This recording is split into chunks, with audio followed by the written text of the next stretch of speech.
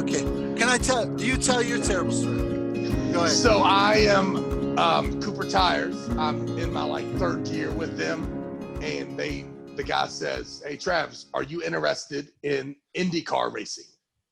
I'm like, "Yeah, NASCAR, IndyCar, I don't care." He said it's a different crowd, but let's see what you got. And I'm like, all right. So I go to Iowa. I'm in Iowa, and I'm at this IndyCar, and I realize that Indy racing is big money, right? Like, Wait, hold on. And again, I'm getting hate for interrupting you, but you just now, what's the difference between what you were doing at Cooper Tires? What kind of racing was Cooper Tires? NASCAR or Supercross. NASCAR is cars, the regular looking cars. Supercross is, of course, motorcycles. And IndyCar are the weird looking cars that have the like big fenders in the back. They're like little sports cars, like the Hot Wheels things, right? And it's a totally different audience. Yes, you're talking a totally different financial structure. Like if you own an Indy racing team, you got to have like $250 million. If you have a NASCAR team, you can do it for $3 million. We're really? talking a different type of human being. So to make a long story short, it wasn't the greatest Travis Bagent spectacle of all times. We didn't have big crowds, but it's because they don't have big crowds because they don't need them, right? They can take the same track, have half the people, but triple the money, right? So, yeah. So it's just the way it is. So, but to make a long story short, we finally brought all the IndyCar like special people were on a little tour. So they got to we knew at 2:00 they would be at the Cooper Tire booth or really close, making their rounds. So we scheduled this thing where I had 5 or 6 local guys, and they would start the thing going, and we would do the little skit.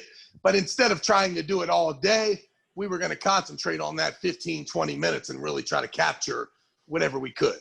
And I think that they even had a couple interviews with a couple of the important racers there. So we get it all squared away, and we heard they're on the way. We start our skit. It starts rolling along really good. Guy walks up, and I'm going to arm wrestle him, and I pull him down, and I come back up a little. I always go all the way down. When they get stretched out, I tell them to come up with me. I'm like, stand up, young man. So he stands up. And then when he went to fall back down, I went ahead and finished him up. And when I did, I felt his bicep tendon pop, right?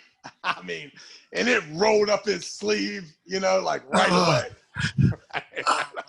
But I got like 25 important people right there. So as soon as I did it and I heard it and I knew it, and I just started going crazy like I just won, right? Yeah. Let go of his arm, slapped his left arm right into a little hugging thing. At the whole time, he's starting to look at his right arm, right? And I pull him over to the crowd. Look, then I pull him over from the table, and I'm like, ladies and gentlemen, make some noise. And I just start going crazy right here, asking him questions, right? I asked him where he was from. He's like, oh, man, I said, yeah, come on over here. We got some stuff for that anyway, right? So I take him around the side. Listen, I take him around the side. I say, just stay right here for a second. I'm going to get you some ice. I'm going to get you a couple T-shirts. Go get all the stuff. Look, sneak him around, walk him over near the porta potty. I said, my man, listen, here's what I'm going to do. There's only one way to do this. Either you're going to face with these lawyers in the next 8 months trying to figure out how you can get compensated for your bicep tendon, but it ain't going to happen. If you come back in 2 hours, I'm going to gather up as much cash as that fucking marketing manager has, and I'm going to try to hand it to you before I leave today. And after I'm gone, you can make any complaints you want to the thing, right? So the guy's like, yo, I appreciate it. He's kind of, he ain't the most business savvy guy in the world, right? So he's like, yeah, I'll be back. So fucking guy comes back 2 hours later. I give him $630 cash. And I say, don't ever tell anybody that you hurt your arm at this booth. You can ask Adam Cox. Adam Cox is an arm wrestler out of South Dakota. No, we were in not Iowa. We were in South Dakota. I think South Dakota. No, it was Iowa. It was Iowa, right? Brian, you tell this story and you tell them if it is true or not that this guy popped his bicep tendon and no one knew it but me and him. You just had it all planned. You're like, No, I did not have it all planned out. But I mean, you knew you had the crowd make noise. You're like creating a diversion where you could sneak him off stage left. Oh, how did you know? There. I saw it. But how did you know this is how I'm going to do it? Just get it. I did not. You were just creating a diversion to get him out of there to talk to him privately. 100%. Oh my goodness. I thought it was over. I knew it was over. It was going to be my last appearance ever. And lo and behold, I've still been going strong for 2 years later after that. I mean, and that's the problem in an arm wrestling tournament is when it breaks, everyone knows. There's no way to hide it. It changes the air, the feeling in the room, and the big downer. It's like, oh, fuck. Yeah, no one's the same. No one is the same. I'm not the same after hearing that story about Vasquez's kid. That's just terrible, man. Terrible. Yeah. So the guy never came back. He never told about his bicep. Never seen him before. Never, ever, nothing ever transpired ever. Was he putting 100% into it? Yes. Yeah. Just like everybody else does every single time that they arm wrestle.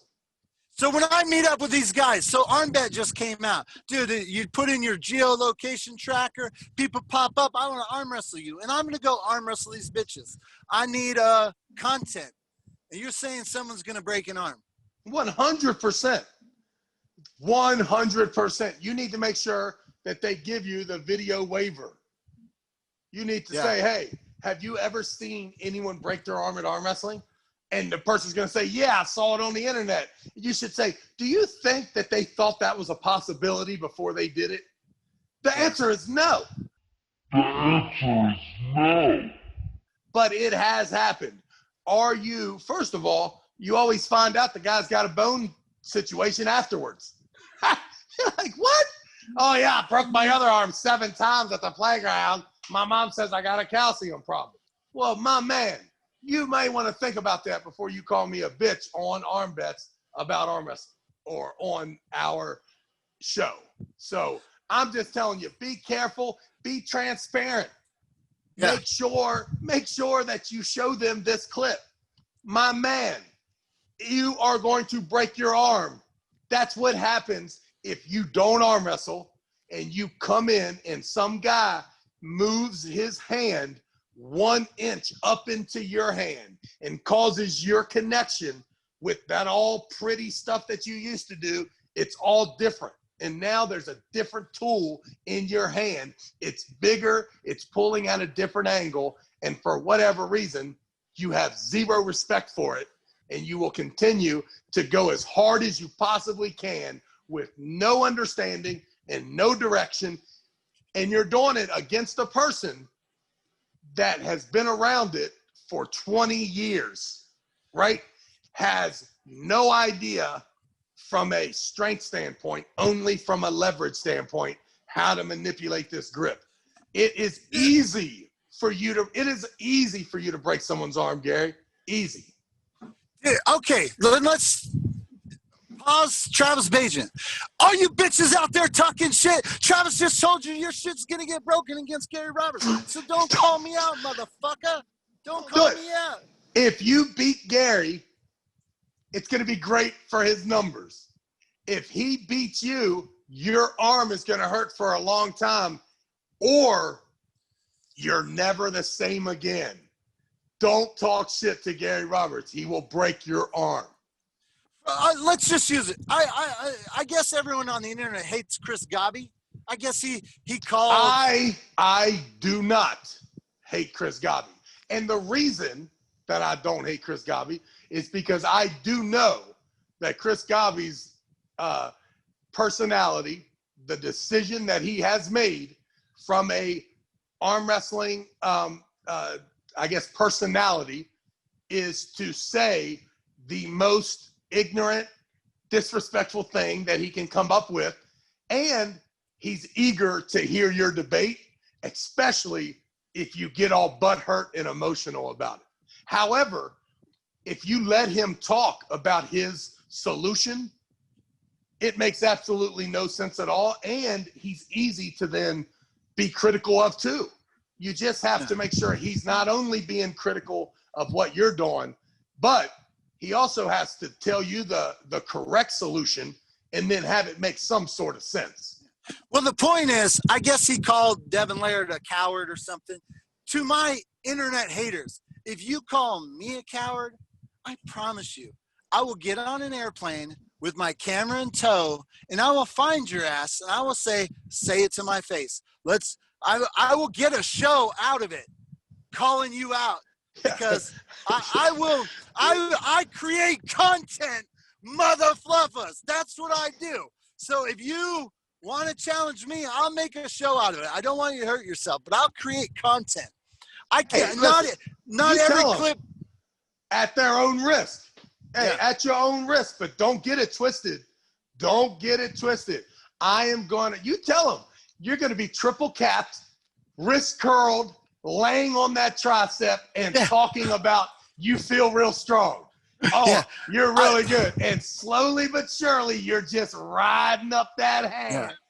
Yeah, I did not say I'd play fair. I would Travis the Bagent the motherfucker. No.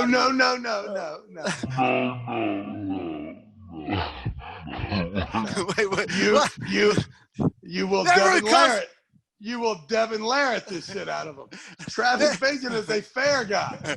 All Travis wants is a set grip and a nice hand close. Everyone on the internet calls you the cheater. They said Travis cheating.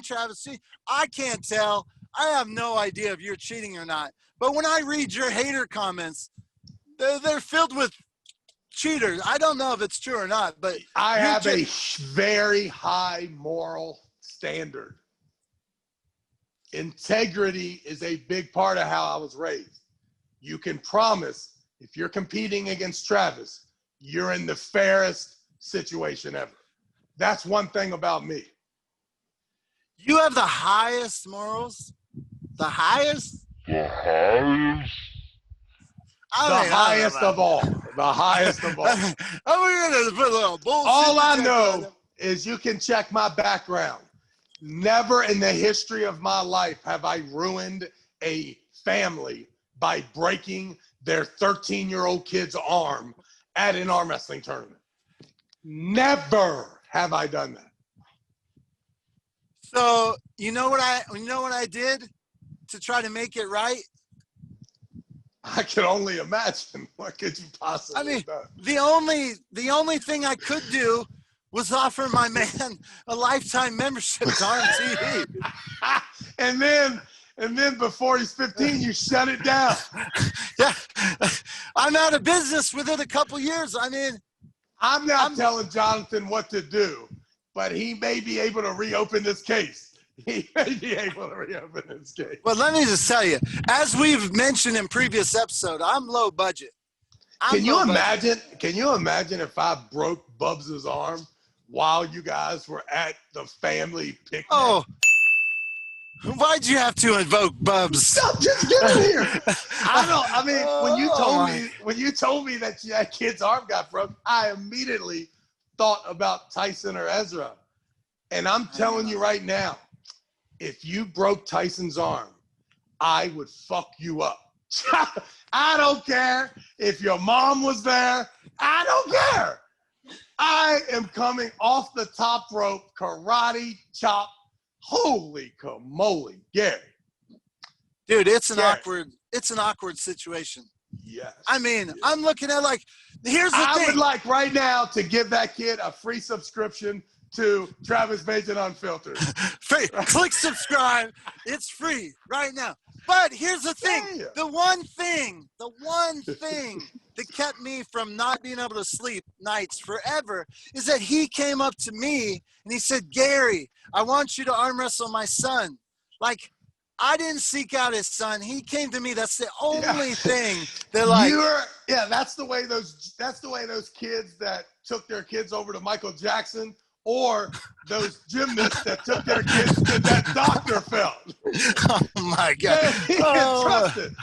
They entrusted their kids to this higher, larger than life personality, only to be completely destroyed by that personality.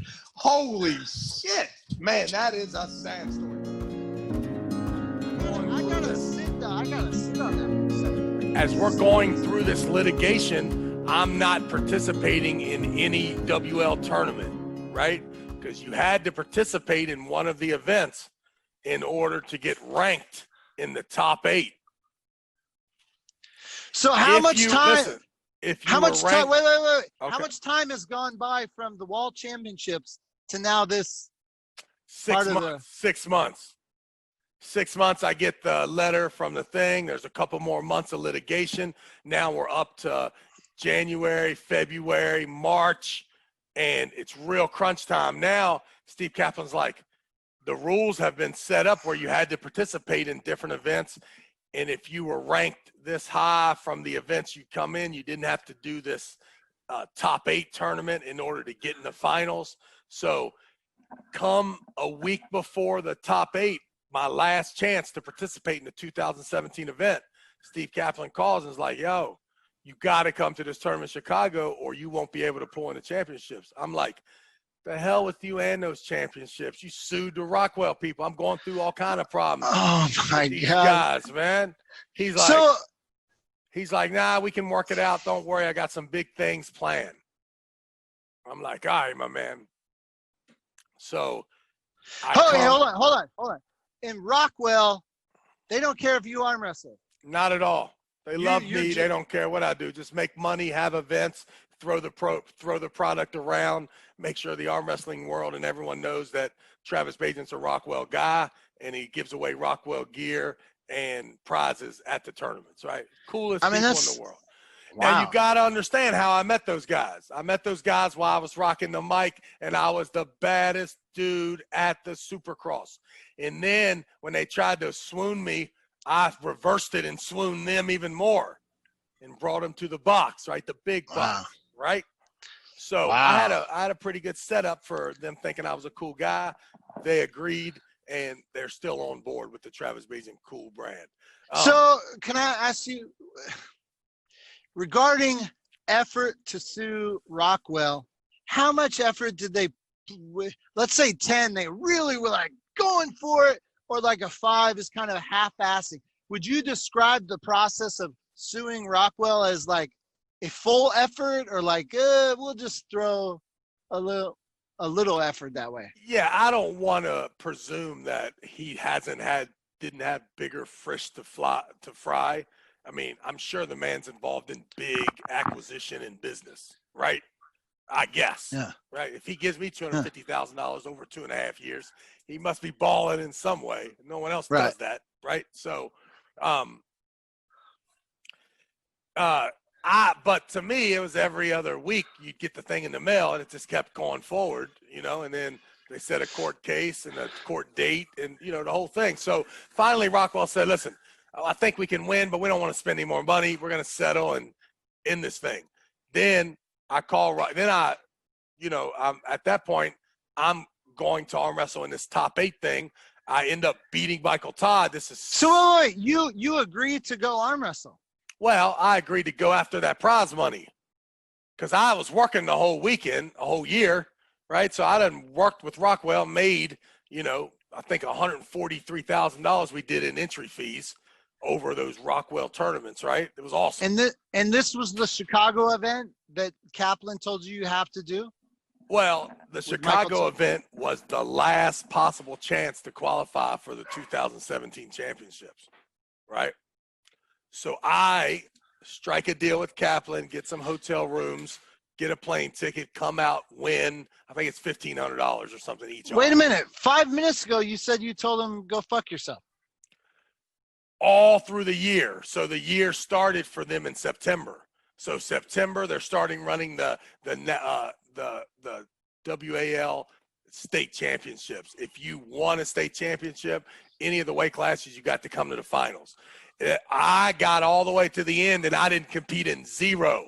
So I was not qualified because I'm going through all this litigation. Finally, it's over. We settle out of court. And now, like 2 weeks from now, there's one more opportunity for me to qualify. So I ended up, Steve Kaplan called. I'm like, nah, you sued the motherfuckers. But he ended up, working it out. I went. Michael Todd has to qualify too. Wait. What do you mean? What do you mean we ended up working it out? Well, we worked out the fact that that litigation was over. They have settled out of court and it's done. So the fact of the matter is I now am not disrespecting Rockwell by taking Steve Kaplan's money. Right? And part of the settlement, was there any mention of Travis Bagent is now invited to arm wrestle? No, I was never not invited. He kept it to where he had a problem with Rockwell. My name was never brought up in the court case as a defendant, any of that. That's what so he kept it separate, right? He was always like, Travis, I don't have a problem with you, but I do have a problem with that brand taking our branding guy, which I'm trying to tell him. They didn't take me. I begged them. You dumb son of a bitch. You know what I mean? But okay. It was a way for him not to sue an arm wrestler, but to sue a company, and a really wise for companies to stay the hell away from WL athletes after they saw that, I would assume. Right? So the fact is the litigation is over, or no, they tell me they're going to do it. They're going to settle. So that takes a few weeks and months for them to get all the paperwork for the actual transaction to actually happen. And are you, when you hear them saying we're going to settle, it sounds weird. I'm just apologizing to them. I'm like, guys, I'm sorry. They're like, yeah, we're sorry too. We can tell that you're in the right here. I don't blame you. I would do this too. The guy clearly doesn't have any work for you, but has a problem with you working, which is weird. So you're telling me, I'm not telling you that we can't win. I'm telling you, I don't want to pay to find out. You're telling me somewhere right now, Steve Kaplan has a Rockwell watch. I don't know what he did with him. I don't know what he did with the settlement watches. No idea. He got watches. You should ask him. You should ask him when you're telling me he got watches out of this whole thing? $10,000 worth of, I think it was like 5 of them or 4 of them, something like that. Crazy. Absolutely crazy. So that 2 months that we're going through to get the finalization of delivering the watches and signing off on the no more of a lawsuit, I'm negotiating going back to pulling this tournament. So I finally am like, fuck it, I'll come. So I come there and Michael Todd's there. And have you seen it on thing where I told Rebecca to get her purse and we was arguing and all that? I haven't watched that. I'm going to go watch it all right now. So yeah, you'll watch that clip. So that was in Chicago. I ended up winning the top 8 thing, right? So now I'm qualified as the backup to the #1 contender status. Because if you think about it, I'm the 2016 champion. Now I've came to the Elite 8. The only guy you thought could beat me, you brought him in, Michael Todd. I done crushed him, right? So now I'm the dude, right? Again, I'm back ranked to #1 coming into the finals. So Kaplan said, and I said, I'll tell you what, buddy. Here's what I want you to know. Okay, wait. When you're at this event, is there any weirdness? Very much so. We're not talking. It used to be my right-hand man. Now I'm standing on the other side. It was just like going back to the CrossFit Games. And you'll be standing there. Some people say hi to you. But ultimately, when the HQ leaves, you will be there by yourself because you're not HQ anymore, right? Yeah. So that's the way it was. I could see we were in his hometown. He had a lot of his friends and family there, and he was very concerned about any sort of dialogue between me and him, right? And I grabbed the mic a couple times and said, I run this motherfucker. You know what I mean? No. I'm your leader. Drop the mic. Smash it on the ground, right?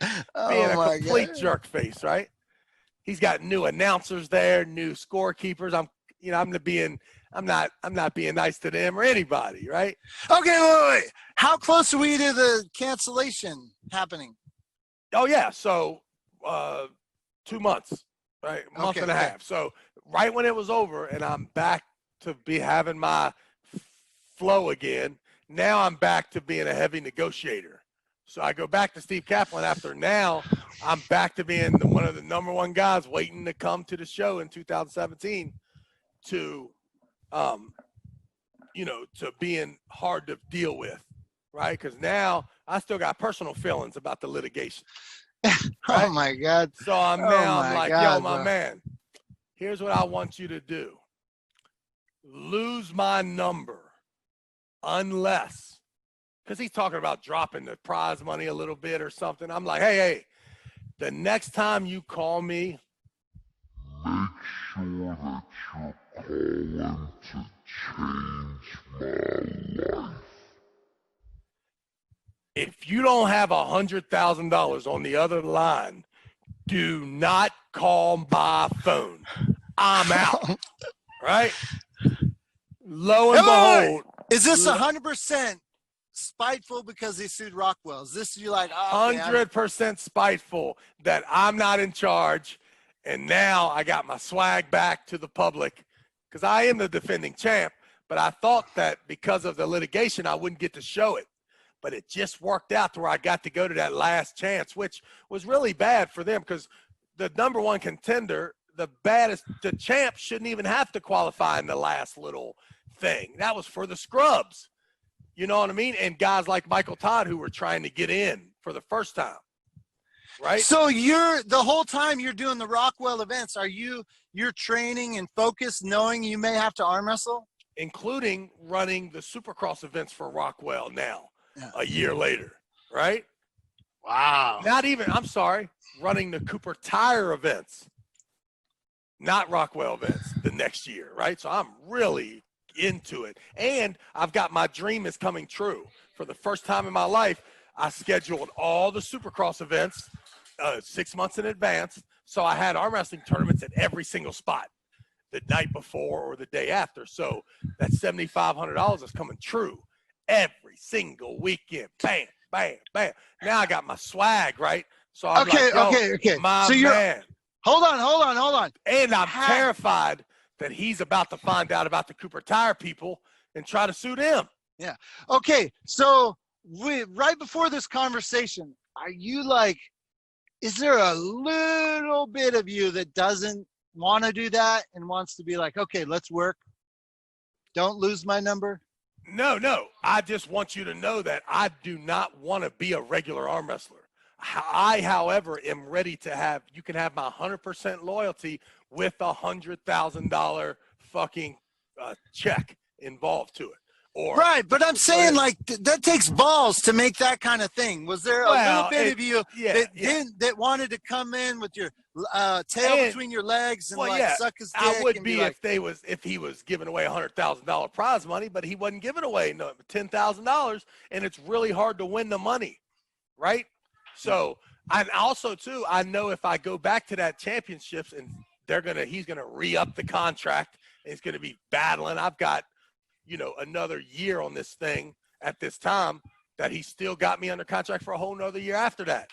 Right. So I'm like into it. I went to Chicago, sat down meeting in Hooters, and I cussed him 3 times about just let me out, go do your thing. You don't bother me. I don't bother you. He's like, no, that's not the way it works. I'm too invested. I'm like, all right, whatever. So okay. listen, can I say something? Yeah, Hold on. yeah. Can I say, just an aside here, you like watching a war movie and the guy, he's like charging the lines and the new guy looks at him and he's like, dude, how do you could die going out there, bullets are flying past you. How do you have this confidence that you can just charge knowing that you could just get a bullet right between the eyes? And you remind me of that kind of like, you have this such drive and confidence to just fucking go for it. And too, like where other people are like, right. Hey dude, you got to get away from the bullshit too. If no one has ever paid you and it's always a dream, that's one thing. But when someone pays you and then takes the money away, dude, it's tough to have love and loyalty for CrossFit. It's easier to have love for CrossFit before they paid you. once they started paying you, the elimination of the pay makes you not want to be so loyal, right? So that my situation was awesome job, getting paid what you're supposed to get paid, now losing that job, but nothing's supposed to change from an athlete standpoint. Well, listen, I'm not interested in being an athlete. I'm interested in running this whole fucking thing. And if I can't run it for you, I'm going to run my own. Where comes the analogy of the pizza shop? Someone asked me about why don't I do the WAL? Well, here's the reason why. I don't want to be the #1 pizza delivery guy in the world. I want to own the other pizza shop down the road that doesn't do quite as big, but I'm the boss of the pizza shop. Now, you said that on one Neil's. day, that pizza shop that I have might end up being bigger than the big conglomerate. But regardless, the pizza owner has more freedom than the best pizza driver and the #1 guy on the roster. So that's all that I wanted him to know, is that running the thing was important to me. And if it's not there, I'm going to run something else. And if I'm going to run an arm wrestling business, I'm going to utilize my best asset, which is me. Right. And that's what I did. Now, he thought that I couldn't. Right. Which legally I probably couldn't, but that didn't stop me at all, because I didn't stop one day the whole time. So you're on the phone. You say, lose my number. No, not lose my number. Just a direct thought that, listen, I'm not interested in coming back and participating as just an athlete. I told you before, I'm going to do this stuff. I already did it. You sued, you won, you screwed that sponsor up. Now I'm telling you again, if you want me, you got to pay me. He's like, I'm not paying you, or no, we're talking about getting paid. We're talking about how all this great stuff. And I say, listen, don't call me unless you got $100,000, right? But you have no idea that they're weeks away from canceling. No clue, right? No clue. 3 weeks goes by, right? I get a call from Steve Kaplan on my voicemail. Says, hey, Trav, got some news. Like to talk to you. 7 p.m. Call me. I call Casey. I'm like, babe, we got it. She's like, what? I'm like, remember how I told you that I called Steve Kaplan and said, motherfucker, do not call me unless you got some money. Well, he just called, baby. Said 7 o'clock. Get on the phone. Hold on. That's the end of this episode.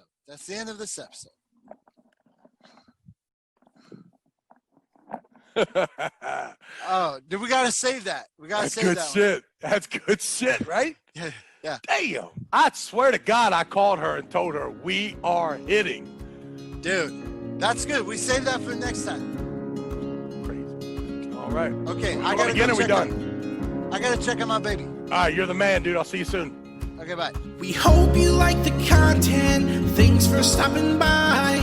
Please leave a comment, like, share, and subscribe. Now click that little bell icon so you get notified.